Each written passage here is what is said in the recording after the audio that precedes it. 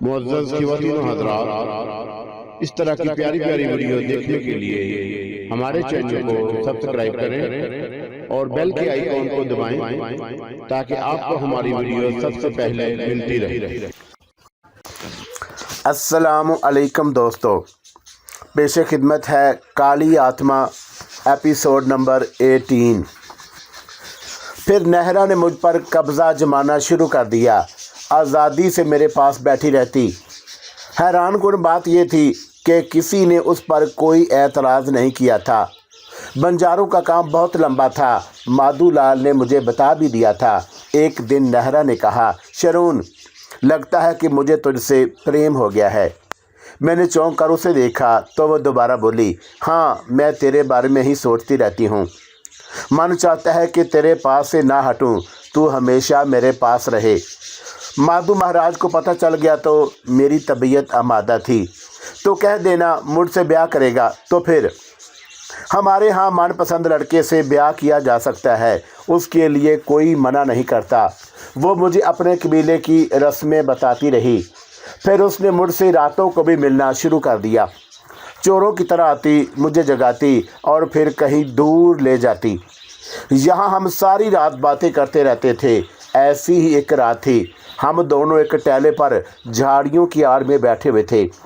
आज उसकी आंखों से शराब छलक रही थी, होंठ कपकपा रहे थे। उसने अपना सर मेरे जानू पर रखा और हम दराज हो गए। फिर उसने लरजती हुई आवाज़ में मुझे पुकारा। हूँ, मैंने आहिस्ता से कहा। तू पागल है क्या? क्यों? काश पर पूरा चांद निकला हुआ है। धरती चंदा माँ की आगोश में सो रही है और तू खामोश बैठा है। मैं चौंक पड़ा। पूरा चांद, पूरा चांद, पूरा चांद, और मेरा दिल धड़कने लगा। पूरा चांद। अचानक मुझ पर नकाहत तारी होने लगी। मेरे अंदर आग भड़कने लगी। मेरे होंठ सूख गए, जुबान कांटा हो गई। मैंने आगोश में लेटी हुई नहरा को देखा। उसकी सफ़ेद सुराहीदार गर्दन मेरे सामने थी। शह रग फूली हुई थी। उसमें दौड़ता हल्का पतला दिलकश खून। मेरे होंठ झुके और मैंने उसकी गर्दन पर होंठ रख दिए। वो नरमो नाजुक वजूद मेरे फौलादी बाजुओं में क्या जुम्बश करता। बस हल्की फुल्की सराहटें होती रहीं और मैं सैराब हो गया। मैंने मखमूर निगाहों से देखा। उसका रंग और सफ़ेद हो गया था। होंठों पर मलकूती मुस्कुराहट फैली हुई थी। बेनूर आंखें आधी खुली हुई थीं। बदन फूलों की तरह हल्का हो गया था। मैंने आहिस्ता से ज़मीन पर लिटा दिया। खुद मेरा वजूद बोझल हो गया था। अब दिल चाह रहा था कि किसी नरमो गर्म जगह लेट कर सो जाऊं। गहरी और पुरसकून नींद। मैंने ऐसी किसी मुनासिब जगह के इंतखाब के लिए नज़रें दौड़ाईं, लेकिन आंखों ने कुछ और देखा। हाँ, वो बंजारे ही थे। पूरा कबीला उमड़ आया था। उन्होंने मेरे गिल्द हल्का बना लिया। मुझसे काफ़ी फासले पर माधु लाल और शरबत लाल खड़े मुझे घूर रहे थे। तमाम बंजारों के चेहरे गजबनाक हो रहे थे। मैंने उठना चाहा, लेकिन उस वक़्त माधु लाल ने इशारा किया और फिर चारों तरफ से कमंदें फेंकी जाने लगी। इतनी कमंदें फेंकी गई मुझ पर कि मेरा बदन जकड़ा गया। मुझे रफ्ता रफ्ता होश आने लगा। ये कमंदें मुझे मस्त हाथी के लिए क्या हसीयत रखती थीं। मैंने उन्हें मुट्ठियों में जकड़ लिया और उन्हें तोड़ने की कोशिश की, लेकिन मुझे जकड़ने वाले भी शायद होशियार थे। वो कमंदें रबड़ की बनी हुई थी, मोटी और मजबूत रबड़ के रेशों से बनी हुई। तोड़ने की कोशिश में वो खींच तो ज़रूर जाती थी, लेकिन टूटती नहीं थी। इसलिए चलो, माधु लाल ने हुक्म दिया और पूरा कबीला मुझे खींचने लगा। ये ज़रा मुश्किल काम था उनके लिए। रबड़ की कमंदें खूब लंबी हो जाती, लेकिन वो मुझे वहाँ से जुम्बश न दे सके। तब माधु लाल ने कहा, ठीक है, इसे इसी जगह बांध दो। उसके हुक्म की तामील होने लगी और मुझे आसपास के दरख्तों और चट्टानों से बांधा जाने लगा। बहरहाल एहसास हो गया था कि मैं मुश्किल से गिरफ्तार हो गया हूँ। जिस तरह वो मुझे खींचने में नाकाम रहे थे, उसी तरह मैं भी उन बंदिशों से खुद को आज़ाद कराने में नाकाम था। ये जद्दोजहद देर तक जारी रही। मैंने भी जल्दबाजी से काम लिया था और वो लोग भी बरक रफ्तारी से काम ले रहे थे। मुझे तो कुछ सोचने का मौका भी नहीं मिला था, लेकिन जब रबड़ की उन बंदिशों से अपने आप को आज़ाद कराने में नाकाम रहा तो दफ़तन मुझे एहसास हुआ कि कुछ गलती मैं भी कर रहा हूँ। कम से कम सही तौर पर अंदाज़ा तो होना चाहिए कि अचानक उनकी मोहब्बत इस नफ़रत में क्यों तब्दील हो गई है, उसकी वजह क्या है। बस फिर फ़ौरन ही जद्दोजहद शुरू हो गई थी। चुनाचा मैं अपनी जानब से साकत हो गया। उन लोगों को ये भी अंदाज़ा हो गया था कि मुझ में कोई ऐसी कुव्वत छुपी हुई है जिसकी बिना पर वो इतने सारे मिलकर भी मुझे नहीं खींच पा रहे। वैसे मुझे शुबा हो रहा था कि मेरे सिलसिले में ज़्यादा बाअमल शख्सियत शर्त लाल की है। कुछ देर के बाद वो लोग भी अपनी जद्दोजहद से हार गए। मैंने कोशिश करके थोड़ी सी बंदिशें ढीली की और उठकर बैठ गया। खड़े होने की कोशिश में उसके लिए नाकाम रहा था कि उन अजीबोगरीब बंदिशों ने मेरे पांव जकड़ लिए थे। तब मैंने चीख कर कहा, क्या तुम लोग पागल हो गए हो? मैं तुम्हारा मेहमान हूँ। अचानक ही तुम लोग मुझसे दुश्मनी पर क्यों आमादा हो गए हो? मुझे बताओ तो सही। माधोलाल की बजाय शर्त लाल ने कहा, अब तू हमें और धोखा नहीं दे सकता राक्षस। तू राक्षस है, मैंने तो पहले ही माधोलाल को बता दिया था, मगर सियानों की बात कौन माने है। धोखा खा गया, अब खींच कर दिखा इसे। माधोलाल, हम इसे ज़िंदा नहीं छोड़ेंगे। ये अगर शक्ति रखता है तो हम भी कुछ शक्ति रखते हैं। नहरा का खून पी लिया है इसने, हम इसका खून पी जाएंगे। भगवान की सौगंध, नहरा की जान मेरी वजह से गई है। मैं अपने आप को क्षमा नहीं कर सकता। सुनो, मेरी बात सुनो। माधोलाल, मत सुनना इसकी कोई बात। ये मिनश नहीं, राक्षस है। इसे भस्म कर दो। ये ऐसे नहीं मरेगा, इसे भस्म कर दो माधोलाल। ठीक है शर्तलाल, सारे लोग जितनी लकड़ियां उनके पास हैं उसकी तरफ फेंकें और इन लकड़ियों को पहले तेल में भिगो लिया जाए। माधोलाल ने अपने सारे बंजारों को हुक्म दिया। बंजारे अपने साथ लकड़ियों के बड़े बड़े गट्ठे रखते थे ताकि सर्द मौसम में उन्हें जलाकर हरारत हासिल कर सकें। उसके अलावा वो लकड़ियाँ ऐसी जगहों पर खाने पकाने के काम आती जहाँ जंगलों में लकड़ियाँ दस्तयाब ना हों। हालांकि यहाँ अतराफ में दरख्तों की सूखी टहनियों के अंबार थे, लेकिन वो जोश में दीवाने हो रहे थे। चुनाचा पहले उन्होंने अपने इस्तेमाल की लकड़ियाँ ही मेरी जानब फेंकना शुरू कर दी। मैं अब साकत निगाहों से उन्हें देख रहा था। उनकी नफ़रत अरूज पर थी और मैं सोच रहा था कि अब उन्हें राह रास्त पर लाना मुश्किल है। वैसे भी मेरे दिल में उनके लिए कोई इंतकामी जज्बा बेदार नहीं हुआ था। माधोलाल ने नहरा की मौत का तज़किरा किया था और मुझे गुजरी रात की सारी कहानी याद आ गई थी। आसमान पर चांद पूरा होता तो मेरा ज़हन गैर इंसानी सोचों का हमल हो जाता। भरपूर चांदनी में मेरी सबसे बड़ी तलब सिर्फ गाढ़ा गाढ़ा खून होता था। उसके अलावा और कोई सोच मेरे जहन में नहीं होती थी। उन लोगों की कार्रवाइयों को भूलकर मैं उसके बारे में सोचने लगा। ना जाने क्यों पहली बार मेरे दिल के गोशों में गुदाज पैदा हुआ था। बेचारी नहरा। और मुझे उस इंसानी कमज़ोरी का एहसास हुआ कि दिल के किसी गोशे में मोहब्बत नाम की कोई चीज़ भी मिलती है, और जब मोहब्बत खुद से जुदा हो जाए तो उसके लिए दिल में दुख का कोई एहसास भी बेदार हो जाता है। हाँ, ये भी इंसानी सिफात में से है, लेकिन इंसान किसी इंसान का खून पिए, चांदनी रातों में उन पर यह कैफियत तारी नहीं होती। बंजारे अपने काम में मसरूफ़ थे और मेरे चारों तरफ लकड़ी की दीवारें बनती जा रही थी। इतनी लकड़ियां फेंकी थी उन्होंने कि अब वो मुझे नज़र नहीं आ रहे थे। उन लकड़ियों में तेल की बू भी शामिल थी। फिर चंद ही लम्हों के बाद उन लकड़ियों पर जलती हुई मशल फेंक दी गई और लकड़ियों ने आग पकड़ ली। आग तेज़ रफ्तारी से फैलती चली जा रही थी और उसकी तपश मुझे हल्की हल्की हरारत बख्श रही थी। ये बात बेचारे बंजारे नहीं जानते थे कि आग मेरे जिस्म पर बेअसर है और मुझे कोई नुकसान नहीं पहुंचाएगी। उन्होंने मुझे राक्षस का दर्जा दिया था। खैर, कुछ भी नाम लिया हो, उन्होंने मेरा। उनके दिल जले हुए थे, लेकिन उस राक्षस को इस तरह मार नहीं सकते थे। उन्हें बड़ी नाकामियों का सामना करना पड़ेगा। आग ने मुझे चारों सिमत से घेर लिया, लेकिन उसके साथ साथ ही एक काम और हुआ। लकड़ियों की चिरांद के साथ साथ रबड़ जलने की बदबू भी उठ रही थी और मुझ पर फेंकी हुई कमंदें जल जल कर ढीली हो रही थीं। यहाँ तक कि मेरे जिस्म का तमाम तनाव ख़त्म हो गया। आग मेरे बदन को छू रही थी, लेकिन मेरा बदन किसी नुकसान से महफूज था।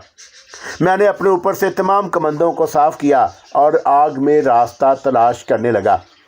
भड़कते शोलों के बीच से निकल जाना मेरे लिए कोई मुश्किल काम नहीं था। आग का एक पहाड़ मेरे अतराफ में नमूदार हो गया था। कुछ देर तक मैं वहीं मौजूद रहा और उसके बाद लकड़ियों के जलते हुए ढेर को दोनों हाथों से गिराकर रास्ता बनाता हुआ बाहर निकल आया। कुछ फासले पर बंजारे खड़े हुए मुझे देख रहे थे। जब मैं आग में से बरामद हुआ और उनकी निगाहें मुझ पर पड़ीं तो दफतन मुझे उनकी चीखें सुनाई दी और उसके बाद माधुलाल की आवाज़, जिसने बुरी तरह धाड़ते हुए कहा था, भागो। और उसके बाद बंजारे दौड़ पड़े थे। उन्होंने अपने बैलगाड़ियां शायद पहले से तैयार कर रखी थी ताकि वो यहाँ से आगे का सफ़र कर सकें। जिसके पास सवारी नहीं थी वो पैदल ही दौड़ पड़े। मैं उन बेचारों को और ज़्यादा परेशान नहीं करना चाहता था। अपना साजो सामान उठाकर वो इस तरह भागे थे कि दूर तक उन्होंने पीछे पलट कर भी नहीं देखा। ये बात खैर उन इंसानों के लिए तो वाकई हैरत अंगेज थी कि आग के पहाड़ में से कोई शख्स जिंदा नमूदार हो जाए। वो तो गालबन यही सोच रहे होंगे कि उन्होंने एक राक्षस को जलाकर कोयला कर दिया है, लेकिन मैं राक्षस था कहाँ। बंजारे मेरी निगाहों से उजल हो गए। जिस जगह उनका क़याम था वहाँ वो अपना थोड़ा बहुत साजो सामान छोड़ गए थे। ये ऐसा गैर ज़रूरी सामान था जिसे गाड़ियों में लाने में या दूसरी चीज़ों पर बार करने में उन्हें वक़्त लग जाता। उनका ख्याल होगा कि अब ये राक्षस उन पर हमला आवर होगा और उनमें से बहुत सौ को जान से मार देगा, लेकिन मेरे दिल में उनके लिए ऐसा कोई इरादा नहीं था। आग से काफ़ी फासले पर आकर मैंने अपने बदन पर हाथ फेरा और उसके बाद अफसुर्दगी से चारों तरफ देखने लगा। मैं आहिस्ता आहिस्ता अपनी जगह से चलता हुआ उस सिमत आ गया जहाँ पिछली रात को नेहरा से मेरी मुलाकात हुई थी। नेहरा का बेजान जिस्म अब भी वहीं पड़ा था, सफ़ेद जिस्म खून से आरी। उसके चेहरे पर एक सुबक मुस्कुराहट थी, एक ऐसी मुस्कुराहट जिसे देखकर दिल में गम के आंसू उमड़ने लगे थे। दर हकीकत वो बहुत खूबसूरत थी और मासूम भी थी। मैं अफसुर्दगी से उसे देखने लगा और उसकी आवाज़ मेरे कानों में गूंजने लगी। बेर खाओगे, मिर्चें हैं, खाओगे तो मज़ा आ जाएगा। शायद मैं तुमसे प्रेम करने लगी हूँ। ये तमाम बातें मेरे दिल पर हथौड़े जैसी ज़रबें लगा रही थी। ये तो अच्छा नहीं था। लकड़ियाँ बेदस्तूर शोले उगल रही थी। उन लोगों का धर्म यही था कि लाशों को आग में भस्म कर दिया जाए। मैंने नेहरा की लाश दोनों हाथों पर उठाई और आहिस्ता आहिस्ता चलता हुआ आग में दाखिल हो गया। नेहरा की लाश को आग के बीच रखकर मैंने उसे शोलों की नज़र कर दिया। मेरी जिम्मेदारी यही थी और उसके बाद मैं अफसुर्दगी से बाहर निकल आया। बंजारों के नकूश दूर दूर तक बिखरे हुए थे। उनका ताक़ुब करने से कोई फ़ायदा नहीं था। अब अगर मैं उनके दरमियान जाकर हकीकत बताने की कोशिश भी करूँगा तो मेरे सामने एक लम्हा भी नहीं रुकेंगे। उन पर मेरा खौफ तारी हो चुका था। बेकार है, ये सब कुछ बेकार है। फिर मुझे क्या करना चाहिए? एक बार फिर मैं तन्हा रह गया हूँ। मैं इंसान हूँ, 100% इंसान हूँ। वक़्त ने मुझे जो कुछ भी बना दिया, लेकिन मेरे सीने में दिल है, तो फिर मैं अपनी फितरत से दूर कैसे रह सकता हूँ? मैं एक जगह बैठ गया और अब मुझे अपने आप पर गुस्सा आ रहा था। मुझे अपने बारे में कोई फ़ैसला करना चाहिए। इस तरह नेहरा जैसी मासूम लड़कियों का खून करके हमेशा दुख का शिकार रहूँगा। चांदनी रात में मेरी मजबूरियाँ अरूज को पहुँच जाती हैं और इस वक्त मैं गैर इंसानी शक्ल इख्तियार कर लेता हूँ। बस यही एक कमी है मुझ में। अगर मुझे ज्ञान शक्ति मिल जाती तो हो सकता है कि उसे हासिल करने के बाद मैं सबसे पहले अपनी उसी कमी को पूरा करने की कोशिश करता। लेकिन कुछ भी हो जाए, अब ज़रा गौर फिक्र से काम लेना होगा। मैं वो कुछ नहीं करूँगा जो वो चाहता है। और उसके बाद अचानक मुझे एहसास हुआ कि मेरी तन्हाइयाँ दूर हो गई हैं। मेरे दिल में नेकियों के पौधे उगे थे। इंसान के साथ भलाई का तस्वर जागा था मेरे जहन में। ये बात मैंने अच्छी तरह सोच ली कि मैं इंसान हूँ और मुझे इंसान ही रहना चाहिए। जो कुव्वतें मुझे हासिल हो गई हैं, क्या ज़रूरत है कि उन्हें इंसानों के ख़िलाफ़ इस्तेमाल करूं? किसी के भलाई के लिए भी कुछ किया जा सकता है। कम अज़ कम मुझे अपनी क़ुव्वतों से फ़ायदा उठाकर किसी को फ़ायदा पहुंचाने की कोशिश करनी चाहिए, और ये चीज़ मुझे इंसानों में मुमताज़ करेगी। मैं इंसान रहना चाहता हूँ, देवता नहीं बनना चाहता। बहुत सा सफ़र तय कर लिया और उसके बाद आबादियों के आसार मिलने लगे। मुझे एक नदी नज़र आई जो सुबक रवी से बह रही थी। मैं उसके किनारे किनारे चलने लगा। दरख्तों की बहुतायत भी थी, लेकिन एक जगह पहुंचकर मैं रुक गया।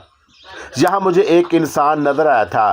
पालती मारे नदी के जानब मुँह किए, आंखें बंद किए, खामोश बैठा हुआ था, और उसने अपने जिस्म पर एक सादा लिबास पहना हुआ था। गालबन एक धोती थी जो उसने अपने बरहना जिस्म के गिर्द लपेटी हुई थी।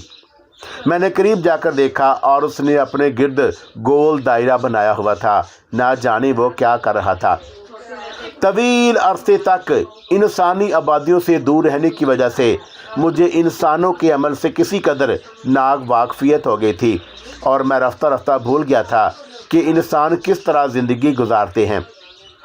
हालांकि एक ख़ास वक़्त अब मैंने इंसानों के दरमियान गुजार लिया था, लेकिन अब भी बहुत सी ऐसी बातें होंगी जिनका मुझे इल्म नहीं है। मैं उस शख्स को देखता रहा। थोड़ी देर उसी तरह गुजर गई और उसके बाद उस शख्स ने आंखें खोलकर नदी पर फूंक मारी और फिर गर्दन घुमाकर चारों तरफ देखा। दफतन उसकी निगाह मुझ पर पड़ी और वो उछल कर खड़ा हो गया, और उसके मुंह से अजीब आवाज़ें निकल रही थी, और वो कह रहा था, बेरदन मिल गया, हो गया, मिल गया, काम बन गया। काम बन गया है, भगवान तेरा लाख शुक्र है, मेरा काम बन गया। कुछ देर के बाद वो मेरे सामने आ गया और उसने आहिस्ता से कहा, बेरदन। इस दौरान जो हरकतें वो कर चुका था उन्हें देखकर मुझे हंसी आ रही थी। इस वक्त भी मुझे हंसी आ गई। एक सूखा पतला सा आदमी था, उम्र 50 साल के करीब होगी। पिचके हुए गाल, सूखा हुआ बदन, गठा हुआ सर, दरमियान में एक छोटी सी दुम उगी हुई थी।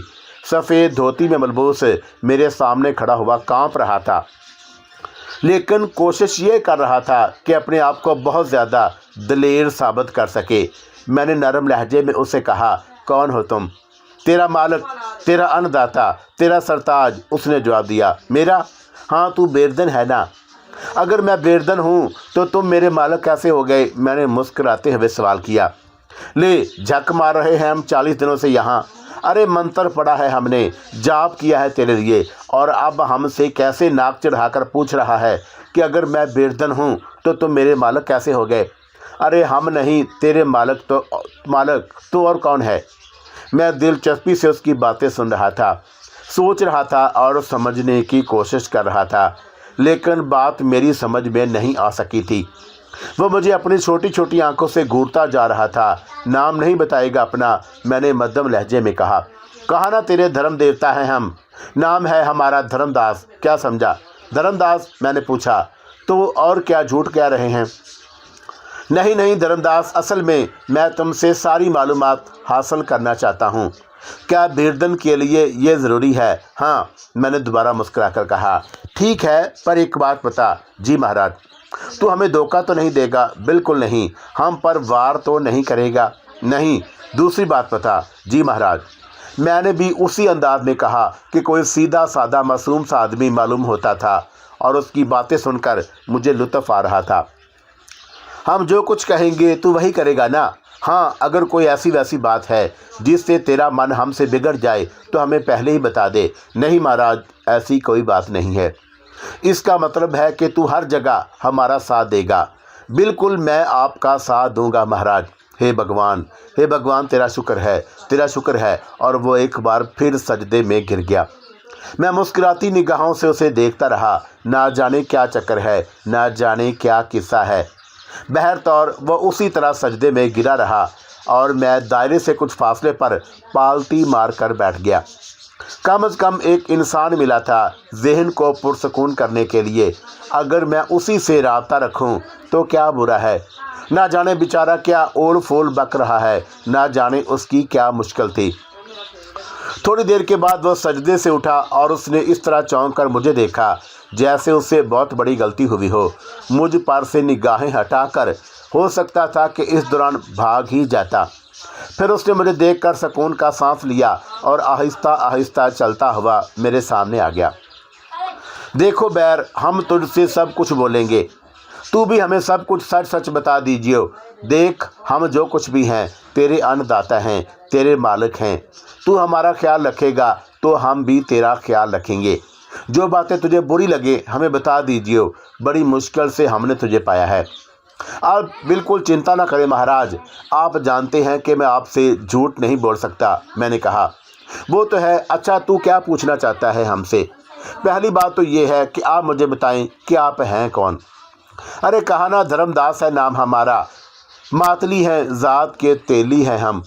धर्मदास तेली, मैंने कहा, और वो एकदम से बिगड़ गया। तू भी हमें यही कहेगा क्या? क्या और लोग भी आपको यही कहते हैं? तो और क्या, ससुरों ने सारी इज्जत उतार कर रख दी है। कोई इज्जत से बात करे है हमसे? मैं सब कुछ ठीक कर दूंगा, आप चिंता ना करें। वो तो है। वो मुस्कुरा दिया, फिर बोला, क्या मालूम करना चाहता है? धर्मदास महाराज, मेरा नाम बेरदन कैसे है? ले, फिर कोई और नाम है तेरा तो बता। तू हमें बता दे भाई, हम तुझे उस नाम से पुकार लेंगे। आप मुझे शरून कहें। शरून? शरून नाम तो बढ़िया है, तेरा नाम यही है। अच्छा, समझ गए, असल नाम यही होगा। बेरदन वैसे ही कहते होंगे तुझे। अरे हमें क्या मालूम, करमदास महाराज जाने और उनका काम। ये करमदास महाराज कौन हैं? पूरे 20 रुपये दिए थे हमने, पूरे 20 रुपये, समझा? 20 रुपये पक्के पक्के चांदी के। तब महाराज ने हमें ये मंत्र बताया था। उन्होंने कहा था कि धर्मदास तेली 20 रुपये निकाल, तो एक काम की बात बताएं तुझे। भैया 20 रुपये तो हमारे लिए बड़े मुश्किल थे। फिर घर वाली को भगवान सदा सुखी रखे, 14 रुपये जमा किए थे उसने। पूरे सारा जीवन की कमाई वही थी उसकी। 14 रुपये निकाल कर उसने दिए हमें, और 6 रुपये हमने लिए तेल बेचा सस्ते दामों। तो ये 20 रुपये हमने दिए करमदास महाराज को। तब करमदास महाराज ने हमें मंत्र बताया। कहने लगे, धर्मदास 40 दिन ये मंत्र नदी किनारे बैठकर पढ़ना होगा, और तू समझ ले कि बेरदन तेरा, और बेरदन किसी को मिल जाए तो समझ ले संसार उसे मिल गया। सो भैया, शरून नाम बताया है ना तूने अपना, तो शरून अब तू बता कितना बड़ा फ़ायदा हुआ है हमें। अच्छा, तो जब मंत्र पढ़ते हैं तो बेरदन मिल जाता है, और फिर बेरदन सारे काम करता है, यही बात है ना? तो और क्या? अच्छा, तो ये बता दे कि तू काम क्या क्या कर सकता है बेरदन? मेरा मतलब है शरून। महाराज, आप केवल सारे काम कर सकते हैं जो आप ना कर सकें। हमें मालो दौलत लाकर दे सकता है? नहीं, मालो दौलत तो मैं आपको लाकर नहीं दे सकता। ऐसे काम कर सकता हूँ जो आपके लिए मुश्किल हों। चलो ठीक है, मालो दौलत की तो हमें वैसे भी चिंता नहीं। अगर हमारा तेल का काम ही सही चल जाए तो समझ ले कि मालो दौलत तो हम खुद कमा लेंगे। असल में हमारा कोई बेटा नहीं है, क्या समझे? मीनश अगर कोई बेटा होता है तो उसे बड़ा सहारा होता है। फिर क्या करें, लौंडियाँ हैं 2 और कोई भी नहीं है। कमज़ोर हैं, लोग मारे हैं, छीन ले हैं। अब 20 गनियाँ छीनी हुई हैं। एक साहूकार ने हमारी 20 गनियाँ। तू सोच ज़रा, 20 गनियाँ मीनश जीवन भर कमा सके है दोबारा? अरे बचपन की कमाई थी हमारी, हमारे पिताजी ने दी थी हमें। कहने लगे कि देख धर्मदास, इन्हें खर्च मत करना। तेरा कोई बेटा हो तो उसके लिए रख लेना, और उससे भी यही कह के जाना कि वो इन गनियों को खर्च ना करे। और अगर मजबूरी ही कोई ऐसी बड़ी पड़े कि तू कुछ ना कर सके तो फिर गनियाँ ही उसके लिए मिनश उन्हें इस्तेमाल करे। अब देखो ना कि 2 बेटियां हैं हमारी, दोनों की दोनों सुसरी जवान हो रही हैं, ये लंबी बैल जैसी हो गई हैं, पर हमारे पास कुछ नहीं है। अब अगर तू हमें मिल गया है शरून, तो कम से कम साहूकार से हमारी 20 गनियाँ तो लेकर हमें वापस दे देगा। इसका वादा करता हूँ, और क्या चाहिए? अरे जिस दूसरे का मन करे है, हमारे 5 जूते लगाए जाए हैं हमारे सर पर। कमज़ोर हैं हम, भला किसी से मुकाबला कैसे कर सके हैं? पर अब तू हमारा बैर है ना? हाँ हूँ, मैंने जवाब दिया, और दिल ही दिल में वो खुश होने लगा कि मैंने जिस मकसद के लिए कदम उठाया उसके रास्ते हमवार होते जा रहे हैं। अगर मैं एक कमज़ोर इंसान के काम आ जाऊं तो उससे ज़्यादा मन की शांति कहाँ मिल सकती है? और फिर ये सीधा साधा इंसान जो कमज़ोर है और अपनी ज़िंदगी के लिए किसी से लड़ नहीं सकता, मैं उसके लिए सहारा तो बन सकता हूँ। हमारे साथ हमारे घर चलेगा? चलूँगा धर्मदास महाराज, आपका बैर हूँ, मैंने जवाब दिया, और वो खुशी से उछल पड़ा। क्या कहा तूने धर्मदास महाराज? हाँ, अरे जीता रह, सुखी रह। अरे हमें तो आज तक किसी ने धर्मदास भी ठीक से नहीं कहा, और तू कह रहा है कि धर्मदास महाराज आप मेरे अन्नदाता हैं। अरे ना ही रे, अब तो मन ना करे है तुझे अपना बैर कहने को। अरे बिटवा, हमारा कोई बेटा नहीं है ना, तू कुछ भी है, पर भगवान तुझे सदा सुखी रखे। अच्छी सूरत का मालिक है, देखने में हमको सुंदर लगता है। अरे भाई महाराज कह लिया कर बस, हम नहीं तेरे अन्नदाता, बस हमारे कुछ काम कर दे, हमारा जीवन सुधर जाए, बस इसके सिवा कुछ नहीं चाहिए हमें। आप चिंता ही ना करें धर्मदास महाराज, बस यूँ समझ लें कि बस अब आपके दिल दर्द दूर हो गए। अरे खुशी से ना मर जाएंगे हम, ऐसी बातें भगवान की सौगंध जीवन भर ना सुने। तो चल अब हमारे साथ चल और हमारे काम आ। देख छोटा सा घर है हमारा, कोलू लगा हुआ है बीच सहन में, 2 कमरे हैं, एक में छोकरियां रहती हैं, दूसरे में हम पति पत्नी। पर हाँ हमारे घर का आंगन बहुत बड़ा है और एक तरफ इमली का पेड़ बड़ा घना है, उसके नीचे हम 4 पाई डाल देंगे तेरे लिए, बस वहाँ आराम कर लो। ठीक है, इन बातों की तुम फिक्र ना करो धर्मदास महाराज। तो फिर चल आजा। अरे आज हमें यूँ लग रहा है कि जैसे भगवान ने हमारे जीवन भर की तपस्या स्वीकार कर ली। अरे करमदास महाराज, भगवान तुम्हारा भी भला करे, 20 रुपये तो ले लिए तुमने, लेकिन काम बहुत बड़ा कर दिया। धर्मदास खुशी से दीवाना हो रहा था और मैं मुआवजा कर रहा था कि अब तक गुजरे हुए वाक़यात का, माजी में जो कुछ भी हुआ था मेरे साथ वो गुजरी हुई बात थी। हर इंसान को आने वाले लम्हात का तजस्सुस होता है। शायद मुझे अब आने वाली ज़िंदगी से ही दिलचस्पी हो गई थी। जो छोड़ दिया था वो छोड़ दिया था, जिसने जो कुछ किया था वो उसका काम था। शायद मेरे यही रास्ते थे। फासले तय करता हुआ उस आबादी में दाखिल हो गया जो अच्छे खासे मकानात पर मुश्तमिल थी। मुख्तलिफ तबके नज़र आ रहे थे। कुछ मकानात लाल ईंटों से बने हुए थे, पक्के खूबसूरत, और कुछ कच्ची मिट्टी से बने हुए थे और उन्हीं में जगह जगह झोंपड़े नज़र आ रहे थे। अतराफ में खेत बिखरे हुए थे जिनके दरमियान जगह जगह दरख्त थे। सरसब्ज इलाका था, निगाहों को भी भला मालूम होता था। गरीब लोगों की बस्ती, इक्का दुक्का दुकानें और जिनमें ज़रूरियात ज़िंदगी के सामान की खरीदो फरोख्त होती थी। इंसानी ज़िंदगी से एक तवील अरसा दूर रहने के बाद अब एक बार फिर इंसानी ज़िंदगी का तज्ज़िया करने का मौका मिल रहा था। एक तरफ वो खाना बदोश कबीले थे जो किसी भी जगह क़याम करके अपनी बस्तियां आबाद कर लिया करते थे, और दूसरी तरफ ये आबाद बस्तियां। मैंने महल्लात भी देखे थे। इंसानों की ज़िंदगी मुख्तलिफ अंदाज में गुजरती है, कहीं भी यकसानियत नहीं होती। हर एक का अपना तर्ज़ ज़िंदगी है और वह अपने हालात के मुताबिक वक़्त बसर करता है। अगर वाकई मुझे एक तवील ज़िंदगी मिल गई है तो इस ज़िंदगी का तज्ज़िया करने में मुझे बहुत लुत्फ़ आया था। बहरहाल उस वक़्त तो मैं धर्मदास का बैर था, और जिसको उसने मंत्र पढ़कर काबू किया था और जिसके लिए किसी झूठे साधु करमदास महाराज ने 20 रुपये वसूल किए थे। बहरहाल वो भैया अपने काम दिखा गए थे, लेकिन धर्मदास का भी काम हो गया था। वो मुझे लिए हुए छोटे से कच्चे मकान के पास आ गया। दरवाजे पर खड़ी होकर बोला, ये है हमारा घर। बहुत पहले भैया अच्छी खासी कमाई हो जाया करती थी। पुरखों की छोड़ी हुई ज़मीन है, बस लेप लाप करके इस काबिल बना देते हैं। मैं हमेशा के सावन के मौसम को संभाल ले, बाकी सब ठीक ठाक है। सावन के मौसम को संभालने का मतलब क्या है, मैंने सवाल किया।